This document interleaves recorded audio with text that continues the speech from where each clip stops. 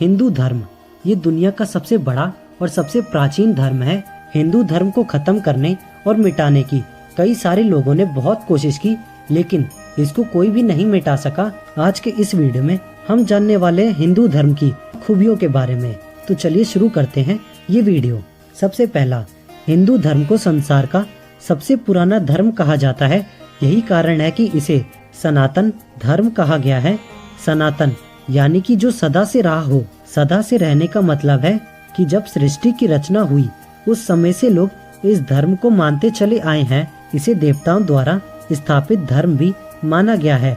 गीता में भगवान श्री कृष्ण ने कहा है कि जब जब धर्म की हानि होती है और अधर्म बढ़ता है, तब तब मैं धर्म की पुनर्स्थापना के लिए अवतार लेता हूँ। यानी इसे भगवान द्वारा स्थापित माना गया है। इसे हिंदू धर्म की पहली विशेषता मान सकते हैं, क्योंकि इस धर्म को किसी मनुष्य द्वारा नहीं बल्कि देवताओं के द्वारा स्थापित और संचालित करा गया है। दूसरा, हिंदू धर्म की प्राचीनता और महानता का सबसे बड़ा उदाहरण ऋग्वेद है। इसे हिंदू धर्म का सबसे प्राचीन ग्रंथ माना जाता है। कहते हैं कि ऋग्वेद की उत्पत्ति भगवान विष्णु के मुख से हुई थी। कहने का तात्पर्य ये है कि भगवान विष्णु ने पहली बार ऋग्वेद का पाठ किया था। इसके बाद ऋषि मुनियों के द्वारा ये पीढ़ी दर पीढ़ी प्रसारित होता गया। कहते हैं कि करीब 38,000 साल पूर्व ऋग्वेद लिखित रूप में आया, जबकि इससे पहले ये एक दूसरे से सुनकर ही प्रचारित होता रहा। तीसरा, हिंदू धर्म के अनुसार भक्त भगवान के द्वार पर यानी मंदिर में किसी भी समय जा सकता है। भगवान का ध्यान पूजा करने के लिए समय का कोई भी बंधन नहीं है। भक्त को जब समय मिले अपने आराध्य की पूजा कर सकता है। चौथा, स्त्री पुरुष समानता का भाव जैसे हिंदू धर्म में प्रकट होता है, वैसे किसी अन्य धर्म में नहीं है। इसका प्रमाण भगवान शिव का ये अर्धनारीश्वर स्वरूप है, जिसमें शिव के आधे अंग में देवी आदि शक्ति का वास माना गया है। इसी स्वरूप को आधार मानकर हिंदू धर्म में जीवन संगिनी को अर्धांगिनी भी कहा गया है।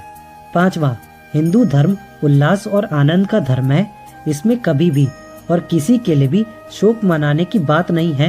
यही वजह है कि राम जी और कृष्ण जी के जन्म दिवस को उल्लास पूर्वक मनाया जाता है, क्योंकि हिंदू धर्म कहता है कि राम जी और कृष्ण जी ने भले ही शरीर त्याग दिया, लेकिन वो सदा हमारे बीच उसी रूप में मौजूद हैं, जिसे हम भक्ति भाव से महसूस कर सकते हैं। यानी कि हिंदू धर्म में शोक का कहीं कोई स्थान नहीं है। ये धर्म कहता है कि हर चीज का एक समय निर्धारित है। युवा अवस्था में आप देवी लक्ष्मी और कुबेर को प्रसन्न कीजिए, यानी धर्म पूर्वक खूब धन कमाए। गरीबी में जीना भी पाप कहलाता है, क्योंकि मनुष्य अभाव में होने पर गलत कदम उठा सकता है और पाप का भागी हो सकता है। इसीलिए कहा गया है कि धन कमाओ और पाप से बचो, लेकिन युवा अवस्था ढलते ही मोह माया को त्याग कर अध्यात्म और संन्यास की राह पर चल पड़ो। हिंदू धर्म में चल और अचल दोनों तरह के देवताओं का जिक्र किया गया है। अचल देवता है मूर्ति रूप में विराजमान देवता, जिन्हें हम लोग मंदिरों और घरों में पूजा स्थल पर देखते हैं, जबकि चल देवता धरती पर चलने वाले हर जीव जंतु हैं। यानी हिंदू धर्म में हर जीव को भगवान माना गया है। गीता में इस बात का उल्लेख करते हुए भगवान श्री कृष्ण ने कहा है कि वो हर जीव में आत्मा रूप में विराजमान रहते हैं। इसीलिए सभी जीवों में मुझे देखना चाहिए, और जो ये रहस्य जान लेता है वो पाप से मुक्त हो जाता है। आठवां, हिंदू धर्म में मृत्यु के भी देवता माने गए हैं। यमराज को जीवों के प्राणों को हरने वाला और भगवान शिव को संहारक और प्रलय लाने वाला कहा गया है। इसके बावजूद भी यमराज को देव और भगवान शिव शंकर को महादेव कहा जाता है। यानी हिंदू धर्म एकमात्र ऐसा धर्म है जिसमें मारक को भी पूजनीय माना गया है। इसके प्रति आदर का भाव प्रकट किया जाता है।